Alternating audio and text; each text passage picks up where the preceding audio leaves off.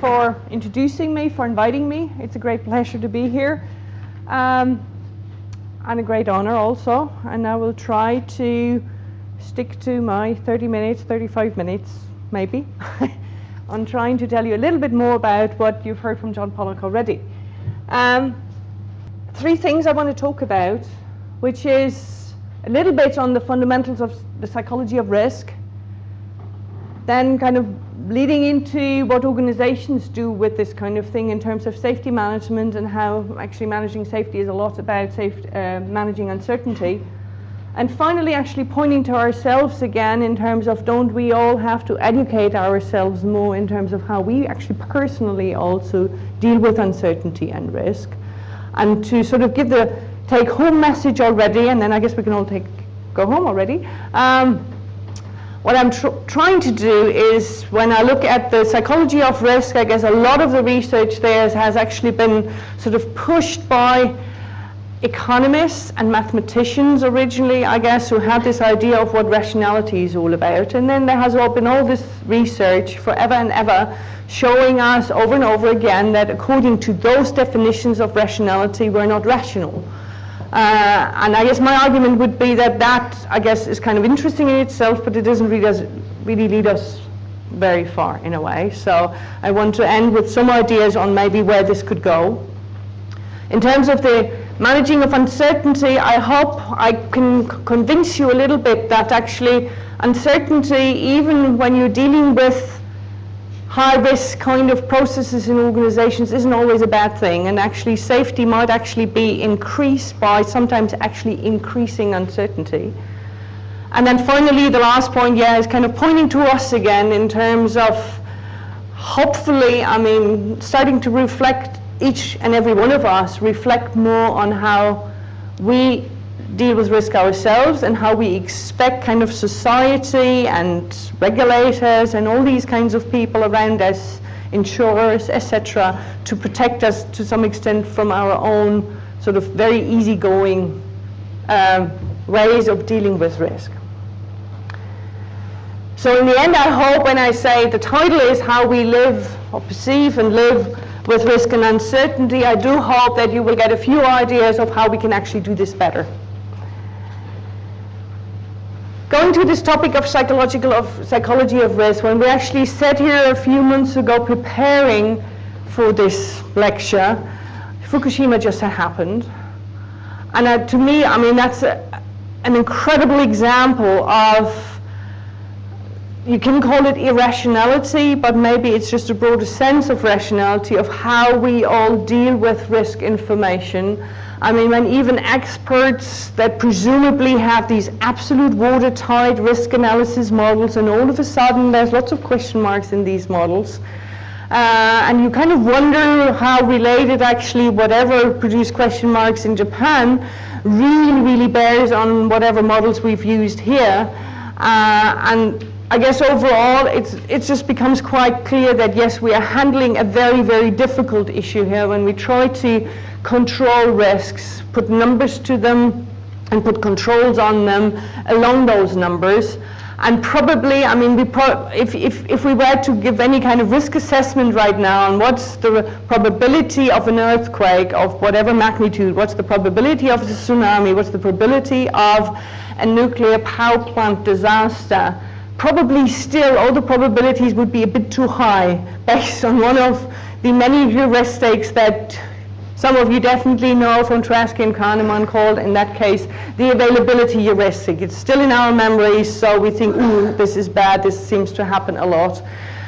If hopefully none of this will happen for a while, then those numbers will go down again. Probably there will be reversals of risk assessments along the way. So I think it's just one of those examples where very clearly, it just shows all of us that we're not as good at this as we could be, hopefully. When I talk about risk, I mean, there's always this question of trying to define what I'm actually talking about. There is the technical definition of the risk being the product of harm and probability. There's the, let's say, more economic kind of definition where it's actually not harm, but any kind of event attached with the probability, and that could be actually something good happening also, not necessarily only something bad. And most generally you could say you're dealing with any kind of uncertain event. So the focus in the end, really, where the risk lies, you could say, is actually with the uncertainty. That's why I will talk much more actually about uncertainty than about risk. And when you look at uncertainty, you could say most generally, again, I mean, you're dealing with either or a lack of information or ambiguous information. And you basically just don't have the information at hand that you would need for whatever task is at hand. And more broadly, you could say it's about a lack of transparency of current situations. It's a lack of predictability of the future. And there's lots of things we can be uncertain about. It's kind of the state of the world. I mean, what is actually happening right now? Where are we? Lots of things we don't know. It's about available courses of action into the future, and it's also about effects of actions after we've taken them. And all of this builds up into a lot of times, I mean, we're sitting in the middle of, on the one hand side, having enormous amounts of information, obviously, and with the internet and all the wonderful tools it provides us with, we have more information that we can handle, but a lot of times we don't have the right information, and still lots and lots of pieces missing a lot of time. So how do we deal with that? And as I said, most of the research in psychology, at this stage also in economics, has been focused on how we don't do a good job at dealing with this. And I will go through just examples of all of that, and I'm pretty sure that a lot of you know a lot of these examples. I will end with kind of the current view on this, which is kind of a two-system type of view, that maybe there is this kind of more rational reasoning, but there's more intuitive reasoning also, and it's more a question really of bringing those two systems together. I can put an ad here actually for a book that just came out by Daniel Kahneman, where he talks a lot about these two systems, what he called thinking fast and slow. And I will come back to that in a little while. These cognitive heuristics that actually Daniel Kahneman, and if it's still been alive, Amos Tversky got the Nobel Prize for, they start off with all these examples where obviously we're not very good in dealing with probabilities. And probably the oldest, most famous example of his work is, of their work rather, is this one here, where people were simply asked to imagine a person called Linda, who's a single 31-year-old woman with a philosophy degree and left-wing political views. And they were supposed to assess the probability of whether this person is a bank teller or a bank teller and an active feminist. And you could just think for a moment for yourself what your kind of first reaction would be. In all those experiments, most people said a bank teller and an active feminist. If you just look at it from a probability point of view, obviously, I mean, being a bank teller and an active feminist is less likely, right? Whatever this person is, I mean, just by sheer this kind of restricted view on rationality, it's just simply less likely that she's both. But, I mean, she's described in a way that we feel, well, definitely she's an active feminist. We actually probably believe less that she's a bank teller, maybe. So that's called representativeness. Single things being representative of a larger class of things, and that influences how we, for instance, judge probability. Then there's availability. I mean, I once knew a person who, and that will determine a lot of what we think and do. And there's anchoring, where we just use available information as an anchor to compare and contrast, to just, and many, many more, as the dots say. Just two examples of anchoring, because I guess in a way they're just kind of amazing that this is how we work. The original experiments by Tversky and Kahneman were where there was just a wheel of fortune. I mean, how much kind of, I mean, just pure chance can you actually produce in a setting?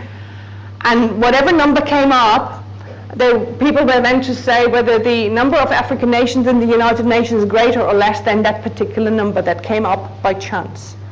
And then they were more seriously asked again to say, well, to estimate the actual figure. And what they then actually estimated was very much influenced by whatever number had come up before. which obviously is completely unrelated, but it still influences us. A more recent example by Dan Ariely, who's actually written this book, Predictably Irrational. Lots of you might know it, which is tons and tons of those examples. And this is just another one where similarly he, in that case, asked people to just sort of put down the last two digits of their social security number and then to submit bids for items that they then actually afterwards did have to buy. And if their social security number digits happened to be higher, they would bid higher amounts for whatever was on offer than when they happened to have a 1 and a 2 or whatever at the end of their number. A second concern with respect to this kind of whatever irrationality presumably is what's been called framing effects. From a mathematician's point of view, obviously it shouldn't really make a difference how you provide information. It should be taken for what it is.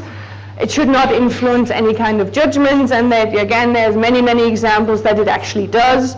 So when you present two programs and you have to decide for one to help fight a particular disease, if you present the first version where you talk about saving people a lot, and in one case say, well, 200 will be saved, and in the other case it will be just a probability that people will be saved, and then compare it to a second presentation of exactly the same information but framed as losses, you can see what it does to people's estimates.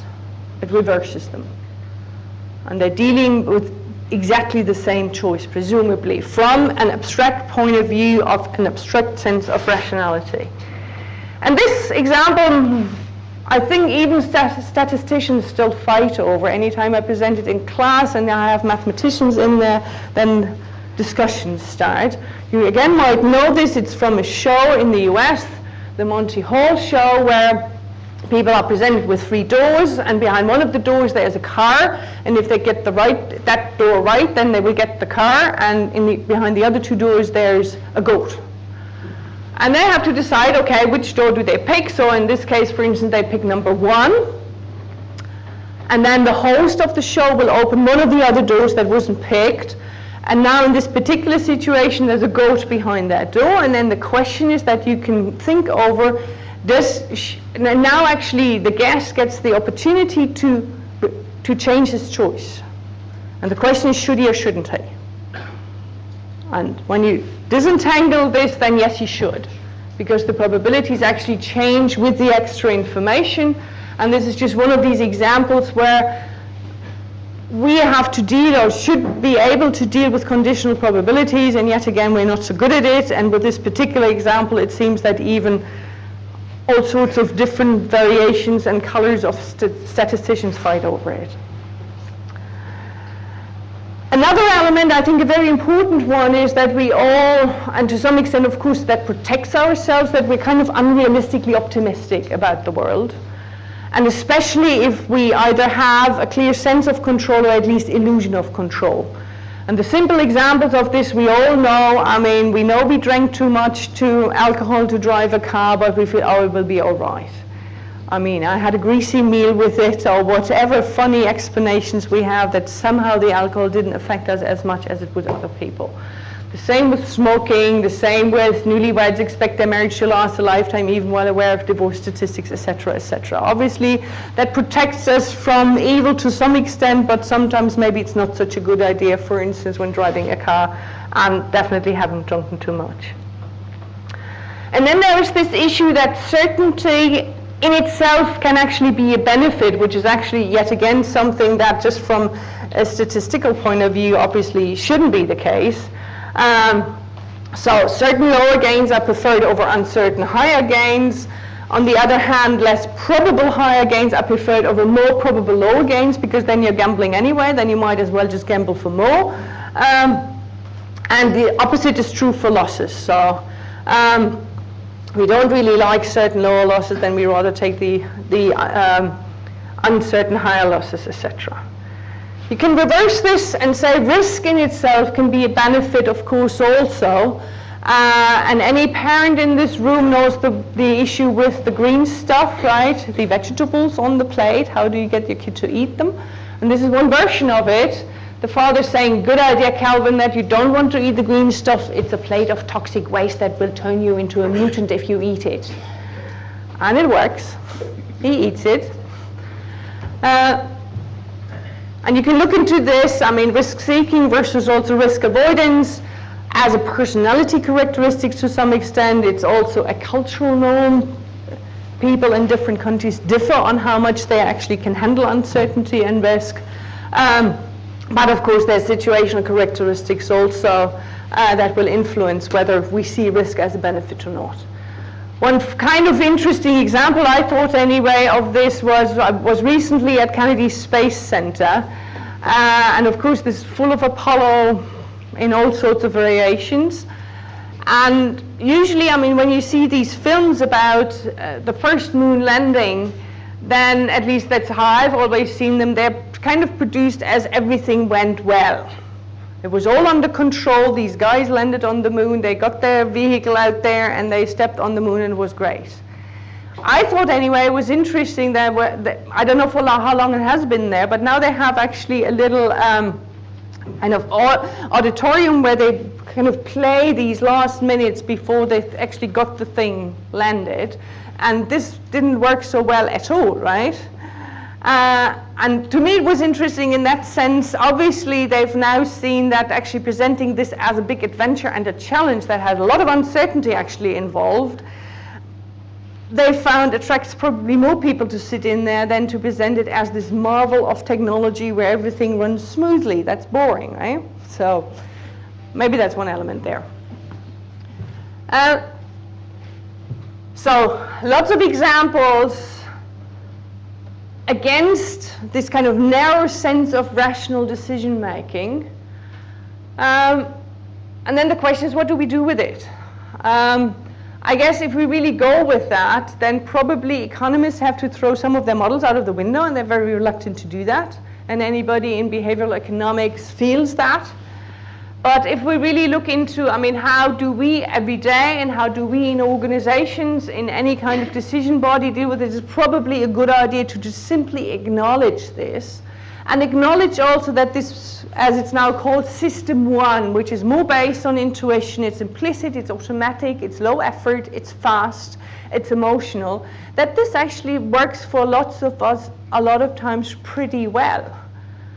The question now is simply, when should we actually shift to system two, the more reasoning, this very explicit, controlled, high effort, analytic, slow cognitive process? And that, of course, has a lot to do also with expertise. I mean, expertise is a lot about actually building a system one on intuition, which is experienced intuition. I mean, I've just the last 2 weeks been in Los Angeles, and my son started surfing. So I guess one of the things, I mean, if you're an experienced surfer, they go with system one to judge whatever wave they will hop on or not. I mean, they won't go through tedious, whatever, quantitative risk analyses, and they usually do pretty well, right? So it's more really a question of when to use which system, and really try to educate people actually in using both systems, instead of calling one dumb and bad and irrational, and the other one kind of the good, the real stuff, the expert stuff. And this you find also more generally in risk perception, where you always have this fight between the experts, the presumed ones, and the lay people. And presumably the probability type of event kind of calculations are so much more rational and so much better. I kind of doubt that. I mean, the more intuitive sense of what's good and what's bad for living somewhere, I think, is just as important.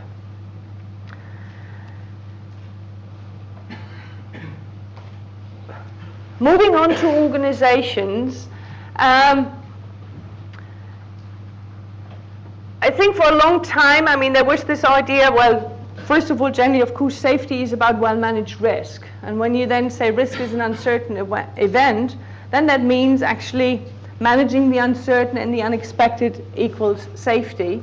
And the question is, how much can you do that with a lot of foresight and planning, and really trying to put even the remotest possibilities into a layout of how things then will have to happen or do you actually have to do it more ad hoc? And I guess more recently, when you look into safety management models and programs, then there is a clear understanding that it can't be all this just feed forward kind of planning, that there is a need for resilience, as it has been said. There is this notion of high reliability organizations that are particularly good at actually managing the unexpected. So systems have to have the ability to recover from whatever perturbations happen. They can, to some extent, anticipate, but it will be a lot also about adaptation. And various people have come up with various ideas on what do organizations actually need to do this well. So obviously, if you have buffers in the system, this is easier.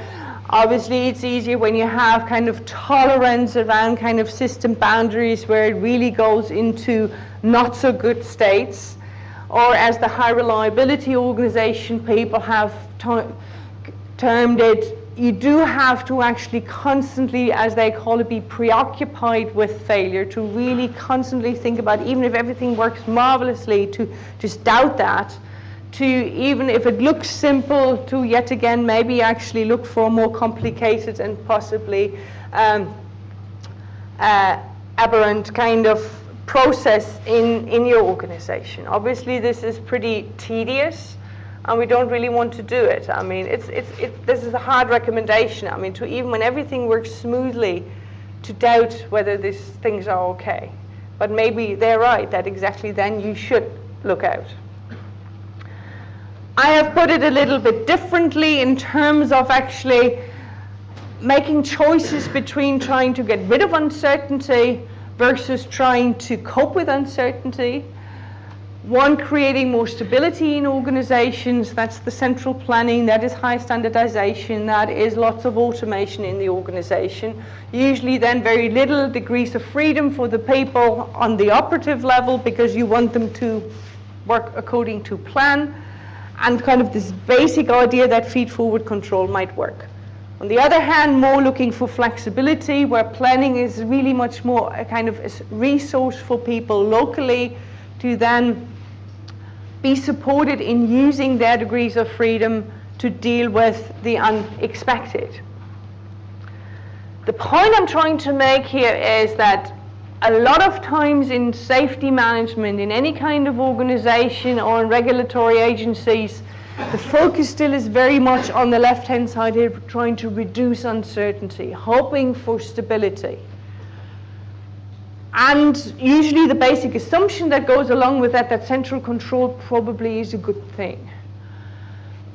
High reliability organizations research has told us that while maintaining uncertainty cannot always be avoided, but it's still kind of something that rather people feel, well, if it can be avoided, that's better. But yes, you do need flexibility and resilience. So you do need to delegate control to some extent to local actors. What I'm trying to do here is to even go one step further to argue that sometimes actually it's a good thing to increase uncertainty. And you probably wouldn't argue with me that it is a good thing in any kind of organization whose goal really is innovation, because innovation is quite obviously about, embracing uncertainty to really get to go somewhere new. The point I'm trying to make here is that maybe even where really safety is at stake, risk, where you have high risk operations, that still sometimes might be a good idea. First point where it might be a good idea is when you look actually at standardization. What kind of standardization do you actually work with in your organization? So that's the question of flexible rules. When we think of rules, we a lot of times think of them in terms of what's termed here action rules, these very concrete prescriptions of what to do. If the traffic light is red, you stop, period. No exceptions, no nothing. But there can be rules also which have been termed process rules, which are more about, helping you to make a decision and not prescribing what that decision actually will be. Or it could be rules that just define goals, that tell you, for instance, in case of doubt, do whatever is safe and not do what's quick or helps productivity maybe. So it sets priorities. So it's very important actually to really look at what kind of rules am I actually dealing with. And that has to do with how much stability and flexibility do you want in this system. If you want a lot of stability, then yes, you probably should go for a lot of action rules. If you do need flexibility, you probably need more of the goal and process type rules. And you really have to be sure that if you do have decisional attitude in there, that the people are capable of handling it. Because if you provide them with choices and they can't make them because they simply don't have the knowledge, the training, then obviously that isn't a good thing either. I'll give you one example of a rule and let you judge for yourself whether you think that's a good rule. And this is a rule out of the rule book of a European railway company, and I just let you read for yourself.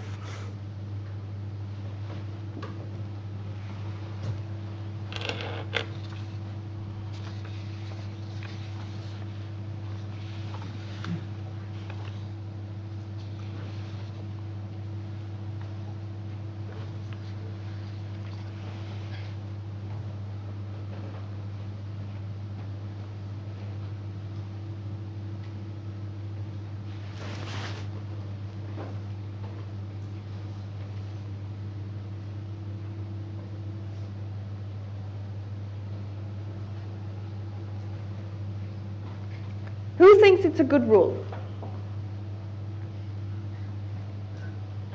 Only those people will get any wine at the reception.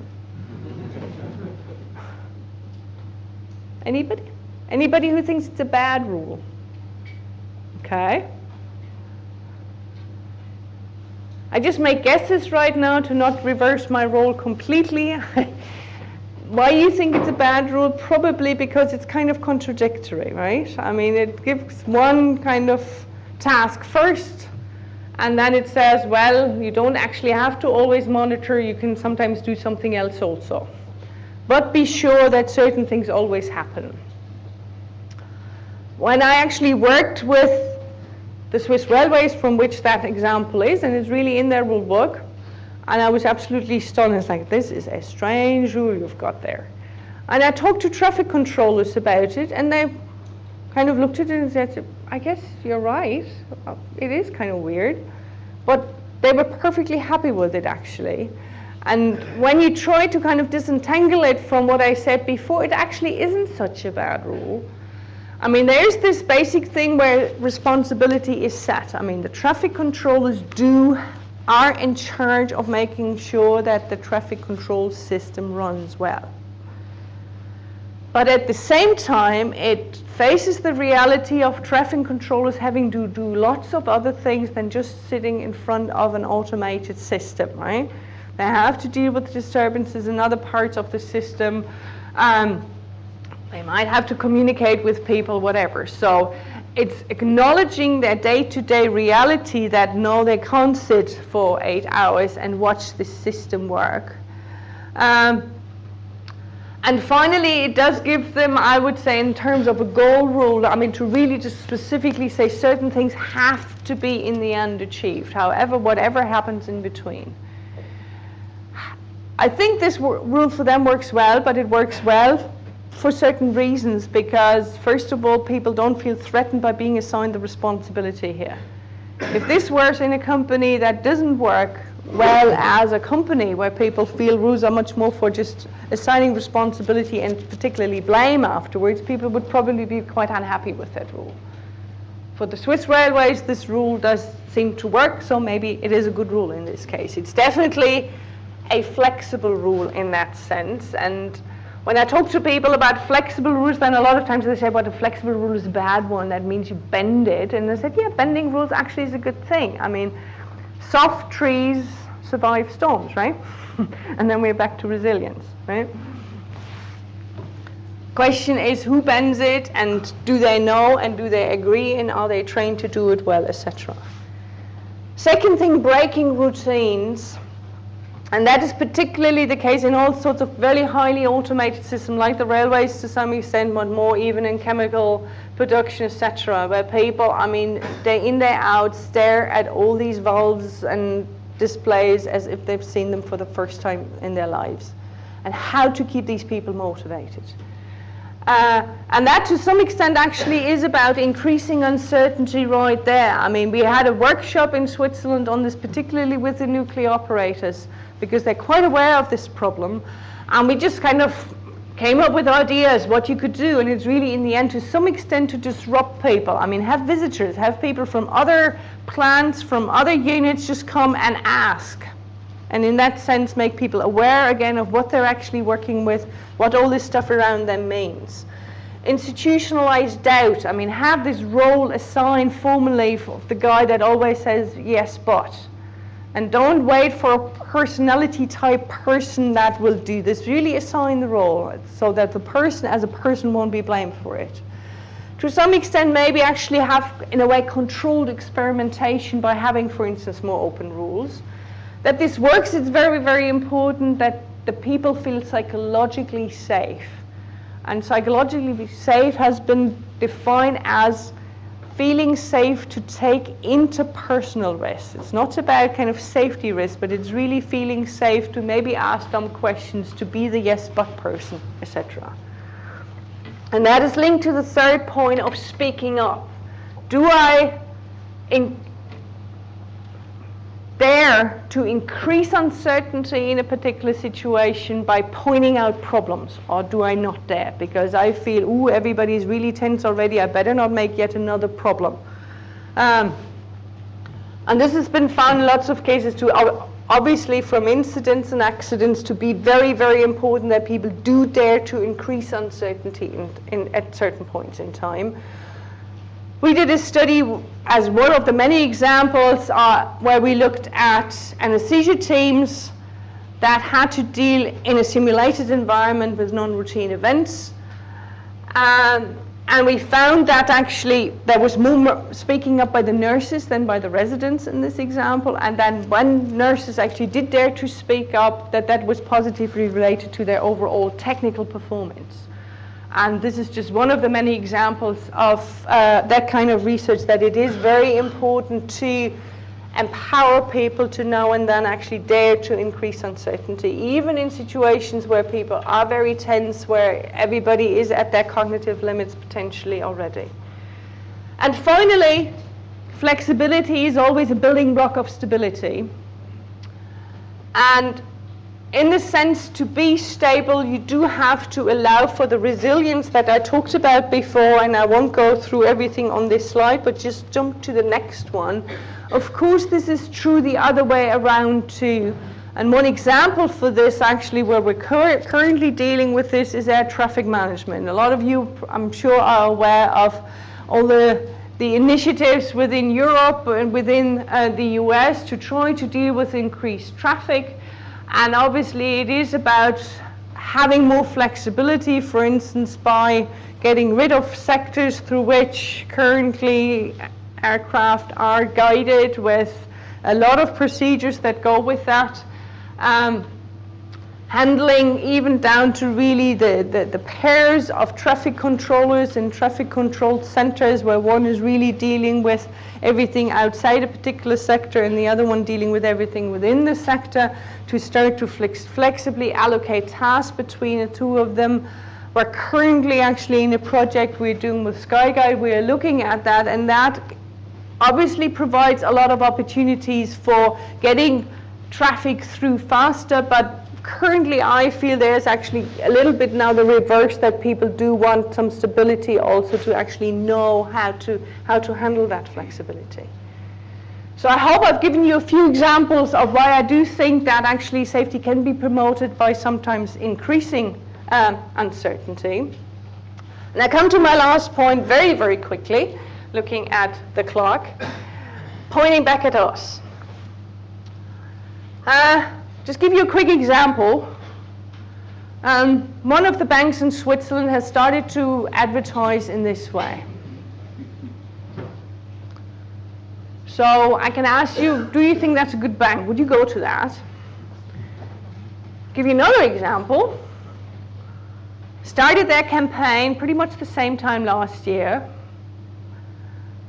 Which one do you like better? Good.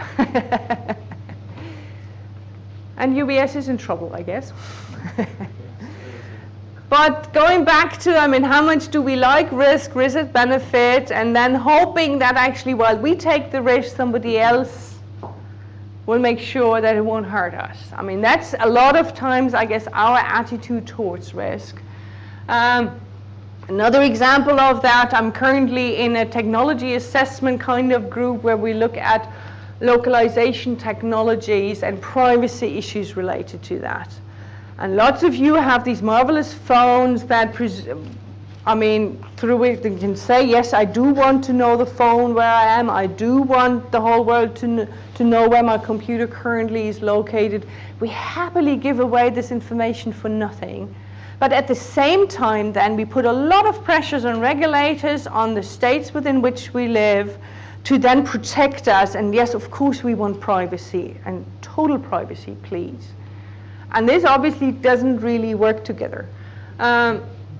So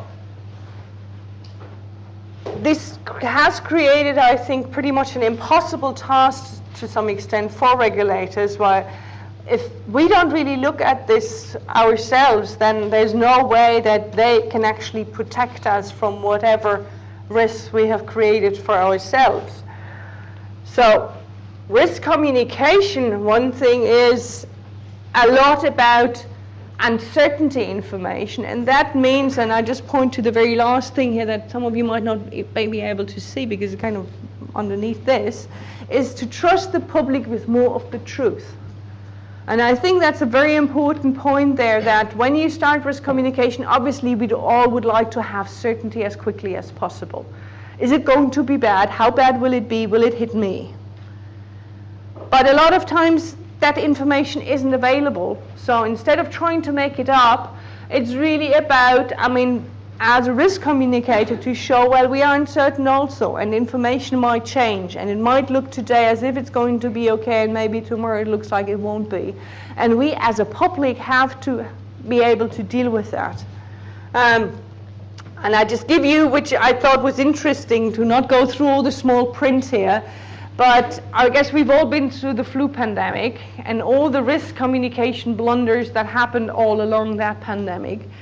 And one example here that took that risk communication as uncertainty information at heart, here really somebody really started first of all to explain how uncertain actually the information is that they're going to give, and this is just the way it is, period. And to keep pointing it out to the media also, etc. Very last point I want to make is going one step further, yet again, in the interaction of us dealing with risk day to day in all sorts of different ways, organizations dealing with risks, to provide us potentially with services, to provide us with energy, with transport, whatever it is, I think for a long time now we've all liked to feel safe, and we've liked all the messages by engineers, etc., that tell us that presumably we are safe. But obviously we aren't, and we can't be. So it is, as Michael Para has put it here, it's a lot about, really learning to actually accept that uncertainty and to share it to some extent also, and not just kind of transfer the risk to somebody else all the time. So we have to take some of it obviously also, and don't just hope for the good regulator that will make sure that nothing bad will happen. And I will end with that. Thank you very much. Thank you.